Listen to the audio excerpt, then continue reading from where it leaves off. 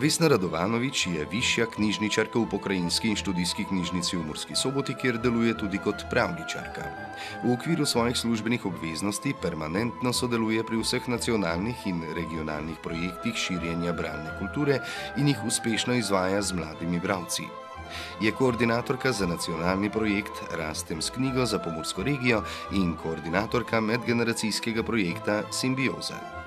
Je tudi avtorica številnih komentiranih razstav o ustvarjalcih mladinske književnosti. Povezana je z lokalnimi mediji, radijem in televizijo, kjer predstavlja knjige, mladinske literarne projekte in sooblikuje oddaje z tega področja. Na Radiu Murski Val je tako 3 leta vsak večer pripravljala pravljico za lahko noč in ustvarila zbirko zvočnih posnetkov z več kot 1000 enotami.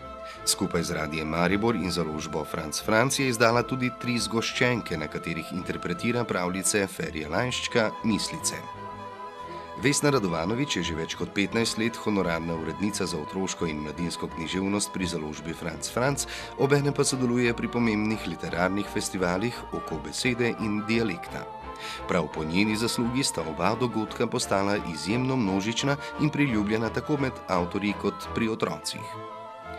Vesna Radovanović je tudi avtorica 8 slikanic za otroke: Rožnati avtobus, Puhačka, Dedkovo kolo, Belo jadro, Mavrični balon, Aljažev čevelj, Zvezdica in gnezdo ter knjige Kdaj ste umrli.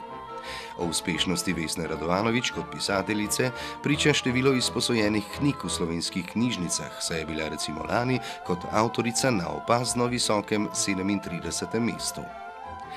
Če strnemo vse navedeno, Vesna Radovanović sodi med knjižničarje, katerih delo in aktivnost daleč presegata običajni opis delovnih nalog knjižničarja. Dragocena je tako njena dejavnost v Mestni občini Murska Sobota, kot njena skrb za promocijo občine v širšem okolju.